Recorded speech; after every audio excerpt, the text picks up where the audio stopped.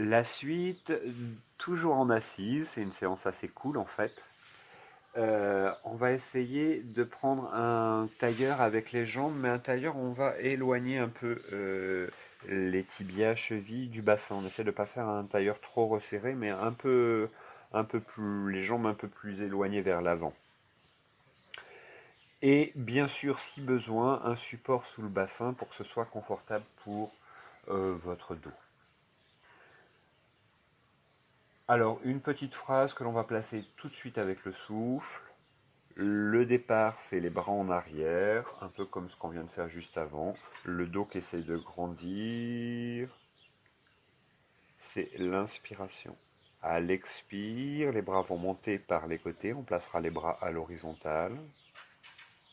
Et inspire suivante, le bras gauche qui monte tandis que par le côté, tandis que le bras droit vient au sol sur le côté. Et grandissez bien tout le flanc gauche en fin d'inspiration. Expire, on ramène les deux bras à l'horizontale et inspire de l'autre côté. Grandissez bien. Expire, on ramène les bras à l'horizontale, bout des doigts en contact, paume de main face au sol à la hauteur de la poitrine, épaules basses. Prochaine inspiration, rotation des épaules vers la gauche, le bras droit se déplie en avant. Bras droit qui se déplie en avant, le coude gauche tire vers l'arrière, le regard suit à peu près le coude en arrière si la nuque le permet. Grandissez bien votre dos. Expire, retour de face. Détendez vos épaules, fin d'expire, retrouvez l'allongement au niveau de la nuque. Inspire de l'autre côté. Le bras se déplie vers l'avant. Grandissez en fin d'inspiration, gardez les épaules basses. Expire, on revient de face. Point fermé qui épouse la boule crânienne, les boules crâniennes en arrière du sommet du crâne. La boule crânienne, c'est mieux. Inspire, on grandit bien en repoussant les poings avec la tête avec les poings, les coudes vers l'arrière. Grandissez du bassin jusqu'au sommet du crâne. Expire, on ramène les mains en avant et on laisse le dos s'enrouler, les mains avancer plus ou moins au sol, ne forcez pas, détends.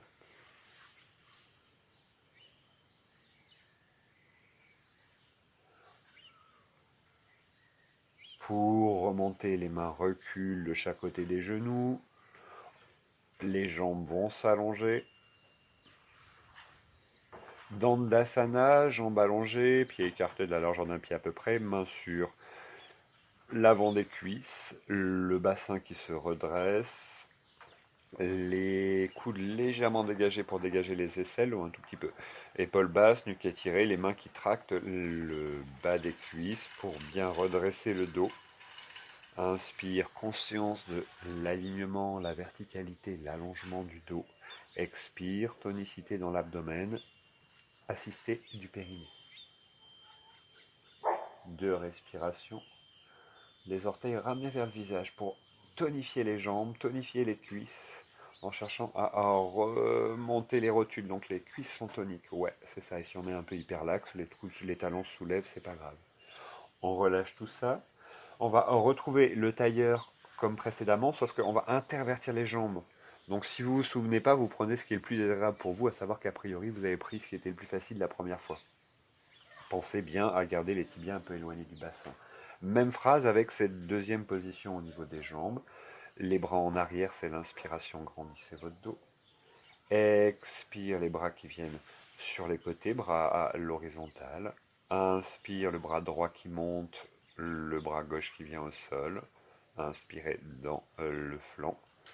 Expire, on ramène les bras à l'horizontale, le regard de face. Inspire de l'autre côté, on inspire dans le flanc en ouverture du côté bras levé. Expire, retour de face, bout des doigts en contact, paume de main face au sol, les mains devant la poitrine. Inspire, rotation à droite, le bras gauche déplie vers l'avant, le regard suit le coude droit qui va vers l'arrière, grandissez en même temps que vous tournez.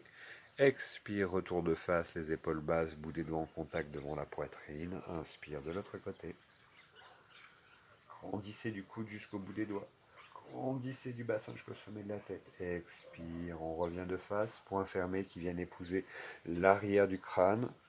Grandissez, grandissez, grandissez en inspirant, développez la poitrine. Main au sol, en avant. le dos qui s'enroule, doucement, doucement. Si c'est ok, la tête qui se relâche. Si ça tire trop dans le dos, ne relâchez simplement pas la tête.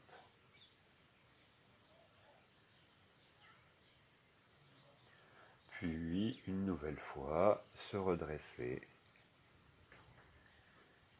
Allonger les jambes en avant, pieds écartés de la largeur d'un pied, Dandasana. Jambes tendues, mains qui sont posées sur le bas des cuisses, juste au-dessus des genoux. La poitrine qui grandit, qui s'élargit, les épaules qui s'abaissent, la nuque qui s'allonge. Revenez bien dans l'allongement de votre corps tout entier, des jambes, des talons jusqu'au bassin et du bassin jusqu'au sommet de la tête. Et si les épaules le permettent, les bras vont monter de façon à placer les mains écartées de la largeur des épaules. Donc les bras vont vers le haut si les épaules veulent bien. Mains écartées de la largeur des épaules, paume de main face à face, doigts serrés, pouce qui tire vers l'arrière. Restez très ferme dans les mains. Grandissez la plante des pieds. Grandissez l'alignement des jambes, des talons jusqu'aux ischions. Grandissez des ischions jusqu'au bout des doigts. Grandissez les mains. Grandissez les pouces. Rentrez le menton dans la gorge. Grandissez la nuque. Ne grandissez pas les oreilles, ça sert à rien. Et relâchez. Détente. Fléchissez un peu les genoux. Ouais, encore un peu plus. Et flexion en avant en amenant le ventre sur les cuisses. Ouais, et les mains un peu en avant, tranquille. C'est une petite Paschimottanasana. Mais elle est plus en compensation, en détente. Donc on ne place pas tous les détails de cette posture. Respiration dans le dos, tranquille.